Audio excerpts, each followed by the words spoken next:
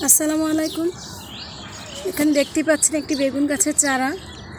গাছটি আমি ভ্যানওয়ালা মামাদের কাছ থেকে 80 টাকা দিয়ে কিনে এনেছি। গাছটিকে আমি কিভাবে টব প্রস্তুত করে লাগাবো সেটা আপনাদের সাথে শেয়ার করব। দেখুন গাছে মাশাআল্লাহ ফুলও এসেছে।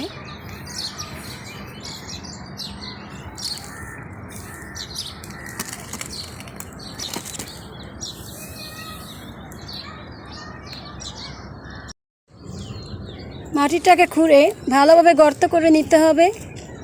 চারাটা বসানোর জন্য আমার যতটুকু জায়গার প্রয়োজন ততটুকু জায়গা করে নিতে হবে।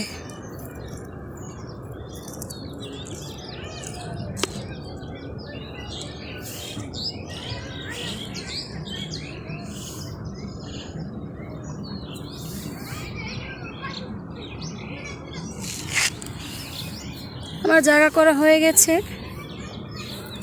এখন এই চারাতে যে প্লাস্টিকের প্যাকেটটা লাগানো আছে প্যাকেটটা আমাকে ছিঁড়ে নিতে হবে।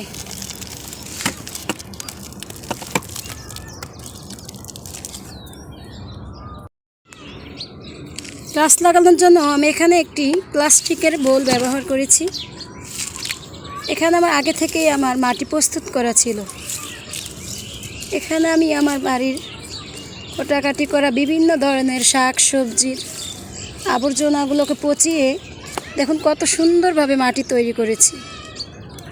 যে মাটি আপনাকে অনেক দাম দিয়ে কিনে নিতে হতো, সেই মাটি আপনি ইচ্ছে করলে নিজেই ছাদ বাগানে বসেই তৈরি করতে পারবেন।